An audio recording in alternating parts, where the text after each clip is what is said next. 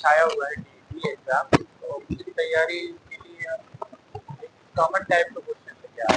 Common type का question मतलब है कि जहाँ पर रेशो लगे होंगे, चाहे वो जनाब की बात हो, चाहे वो त्रिभुज की बात हो, चतुर्भुज की बात हो, जहाँ पर इस टाइप का क्वेश्चन आता है, रेशो लगे रहते हैं, चाहे भुजाओं में चाहे कोण में, तो वहां पर हमें किस तरह से क्वेश्चन को सॉल्व करना है वो बताया जा रहा है।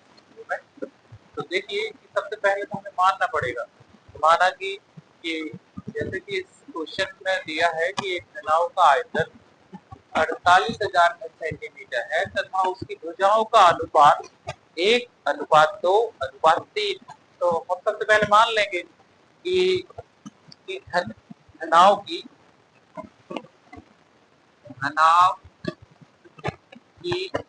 माना की घनाव की भुजाएं,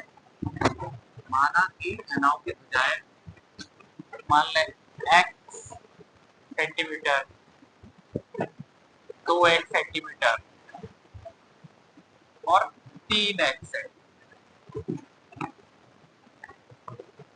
अब हमने देखा कि घनाव का आयतन, तो इसका मतलब हमें आयतन का सूत्र पता होना चाहिए। घनाव के आयतन का सूत्र, तो घनाव के आयतन का सूत्र होता है आयतन,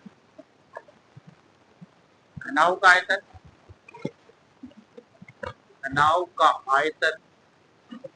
L into B into H, लंबाई गुणित चौड़ाई गुणित ऊंचाई।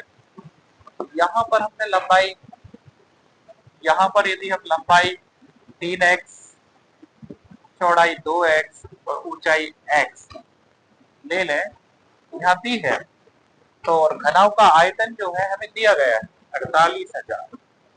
48,000 दिया हुआ है। तो देखिए इस 48,000 को हम यहाँ पर और यहाँ इसको मल्टीप्लाई कर देते हैं 6x क्यूब। अब x क्यूब की वैल्यू हम फाइंड कर लेंगे, तो 48,000 बटे 6, इससे हम डिवाइड कर देंगे इसको, 6 8 या 48।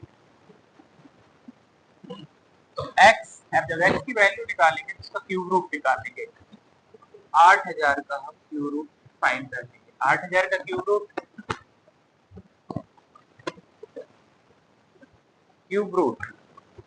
यहाँ पर क्यूब है ना, तो यहाँ पर क्यूब रूट फाइंड करेंगे, क्यूब रूट आ जाएगा 20 सेंटीमीटर, x हो गया 20 सेंटीमीटर। अब हमें सबसे बड़ी भुजा की लंबाई ज्ञात करनी है, तो सबसे बड़ी भुजा यानी कि 3x होगी, तो 3 का मल्टीप्लाई कर लें, x इक्वल टू 20 आया, तो 60 सेंटीमीटर। तो 60 यदि ऑप्शन में है तो 60 राइट हो जाएगा। अब इस तरह यदि रेशो हमें दिए गए, किसी भी सवाल में रेशो दिए गए, चाहे वो रेशो त्रिभुज में दिए गए हो, चतुर्भुज में दिए गए हो, सभी को हम ऐसे मान के x मानकर सॉल्व कर सकते हैं। आगे के वीडियो में भी हम बताएंगे बाकी त्रिभुज, चतुर्भुज या वृत्त सब में यदि मान लो रेशो के सम है तो उसमें x मानना ही पड़ेगा। ये एक शॉर्ट ट्रिक हो सकती है कि x मानकर ही सॉल्व करना है, लेकिन जिस तरीके का सवाल है, यदि वृत्त का है तो वृत्त का क्षेत्रफल पता हो, वृत्त की परिधि पता हो, यदि त्रिभुज है तो त्रिभुज के तीनों कोणों का योग पता हो, तो ये सब x मानकर सॉल्व कर सकते हैं। यदि आपको वीडियो अच्छी लगी हो तो सब्सक्राइब करें।